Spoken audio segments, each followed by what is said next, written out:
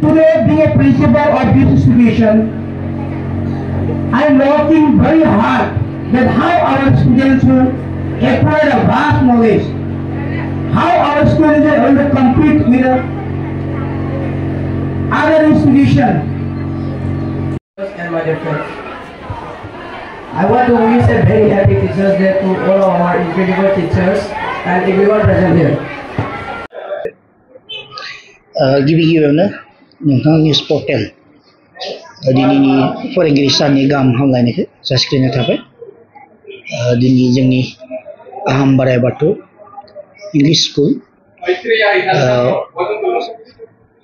बावबो दिनै फोरोंगिरि सानखौ फालिनाय जादोंमोन। खुब गाजा गोमजायै जानानै थांबाय। फोरोंगिरि सानखौ जों मानो फालिनांगौ बेनि ओंथिया जाहैबाय दिनै जिहेतु 5 सेप्तेम्बर बे 5 सेप्तेम्बर डक्टर सर्वपल्ली राधाकृष्णननि जोनोम सान। बिथाङा सासे ओरैबायदि सुबुंमोन जोंनि भारत हादराव थानानै से जोंनि फरायसुला फरायसुलिखौ बोरैहाय जोङो फोरोंबा बा फोरोंनाय बिथिंखौ ओरैबायदि नोजोर होयोमोन आरो साफ्रोमबो जोंनि फरायसुला फरायसुलिया जायफोर फरायसुला फरायसुलि बिथां बे फोरोंजादोंमोन बा बिथांनि सोलोंसामोन साफ्रोमबो मोजां मोनोमोन आरो। तो बे जारिमिन बायदियै बुंनो थाङोबा सानसे बेनि फरायसायानो बेखौ सोंदोंमोन जे नोंथांनि बार्थडेखौ जोङो जिहेतु खोब मोजां मोनो फालिनो होननानै। दा बुहुमनाङैनो बिथाङा बुंबाय बुहुमनाङैनो फोरोंगिरिनि जमायैनो जुदि खुङोबा खुंनो हागोन होननानै। दा दिनै फैयै 1962 निफ्राय दिनैसिम बे फालिजाबाय थादों। दा नैबे मोनसे नैबे फालिनाया फरायसुला फरायसुलिनि जिउआव मोनसे बिराद गिदिर मोनसे इन्सपिरेसन माने फरायसुलिफोरखौ माने मोजां लामानि माने दैथायलांनायाव बा मोजां लामानि आवगायलांनो थाखाय बिराद माने सोलोंहोयो बा फोरोंहोयो आरोखि। दा गतिके जोङो जिहेतु मिथिगौ जोंनि लाइमोनफोरा जेरै जोङो मोनसे हादरनि सिनस्रि बायदि थिग बेनि फोरोंगिरियाबो समाजनि सिनस्रि बुंनांगोन। मानो होनबा फोरोंगिरि नङाबा समाजा जौगासार जानो हाया बा जौगानो हाया। तो फोरोंगिरिया ओरैबायदिहाय माने जोंनि फरायसा जिउआव माने टार्निं पइन्ट लाबोयो जे फरायसाफोरा गावनि एम एन्ड एम्बिशन बे गाव बोरैहाय थांना थागोन गाव बोरैहाय मावगोन गावनि जिउआव मा मावनानै सोलिना गावनि जिउखौ खुंलांगोन बेफोरखौ माने नैबे फरायसालि बा फोरोंगिरिफोरा फोरोंलाङो आरोखि।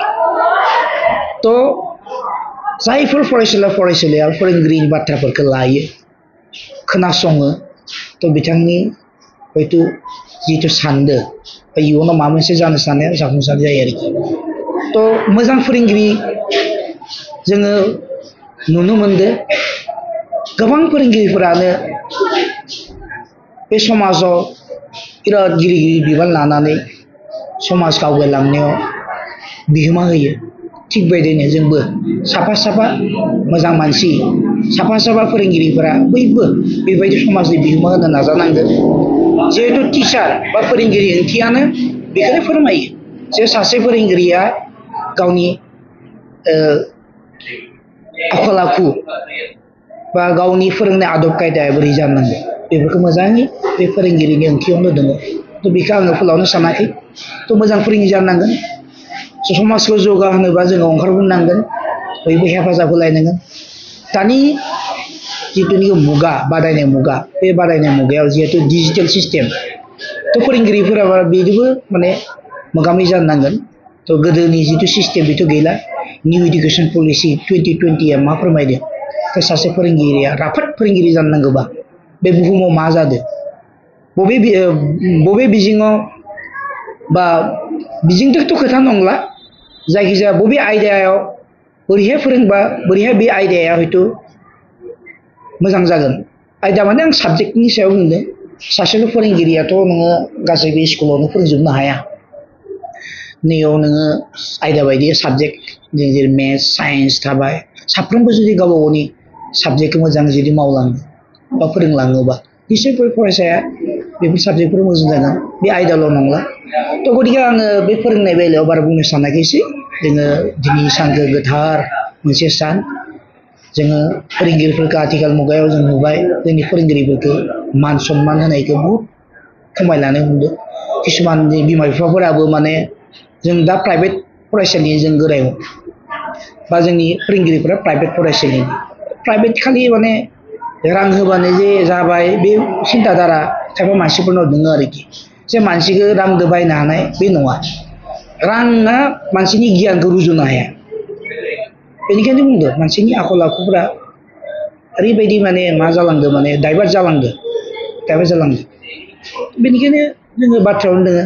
if money is lost nothing is lost if character is lost everything is lost जुदि रां रुपा जों गोमालांबो जेबो नङा सिखावबो खावनो हाया जाहैबाय माने मानसिनि जिथु गियानखौ थ' खिन्थु जुदि फोरोंगिरिखौ जुदि रां रुपाजों रुजुयोबा बे बहुद दुखुनांथाव बाथ्रा गतिके जोङो आगोलनि जिथु शिष्टाचार दानि जुगावथ' जों फरायसालिखौ जों पानिशमेन्ट होनो मोनला रायबाबो दाय जाबावो थ' गतिके अननायदोबो किसुमान फोरोंनायफोरा जाया स्ट्रिक्टलि डिसिप्लिनखौ जोङो एकदम पुरा फालिनो गोनां जायो थ' आं गोरायुं हिसाबै आंथ' बहुत स्ट्रिक्ट खिन्थु किसुमान खेत्रआव जोंनि दिथागिरिफोरा गाज्रि मोनो खिन्थु जोंनि उद्देश्यआ जाहैबाय सोरबा बिमा बिफा बा सोरनिबा गथ'फोरखौ जे हामा खालामनो बे नङा जोंनि उद्देश्यआ जाहैबाय जेब्लासिम जोङो फोरोंगिरि मावगोन बा जेब्लासिम जों समाजाव बिबान थागोन हानायसिम जोङो मोजांखौ मोजां बुंगोन गाज्रिखौ गाज्रि बुंगोन आरो गाज्रि गथ'खौ जों मोजां खालामनाय जों कर्तब्य सोरखौबा जे गिनानै सोरखौबा जे बुंनानै बिदि जों फावसायग्राबो नङा आंथ' 20 बोसोरनि बारा जाबाय फोरोंगिरि मावनाय आरो इतिमध्य आं प्राइभेट स्कुलाव मावबाय थादों नैबे माने लवार प्राइमारिनिफ्राय लानानै गोजौ सोलोंसालिसिम जोङो फोरोंनायनि मोनसे माबा आइडिया जोंनाव दङ थ' गतिके जोङो निस्सय गार्जेनफोरखौ बुंगोन जे जोङो फोरोंगिरि हिसाबै जों सोरनिबा गथ'खौ जों हामा खालामा जोङो मोजां खालामनांगोन आरो आंनि फरायसालियाव आंथ' 100% आङो माने मोजां जाथारनांगोन आं सानो माने आरो मोजां जाखानांगोन मानो होनबा बेसेबा माने जेने तेने माने माथो ओंखारनाय बा आसि हमनानै बेयाव लाबोनानै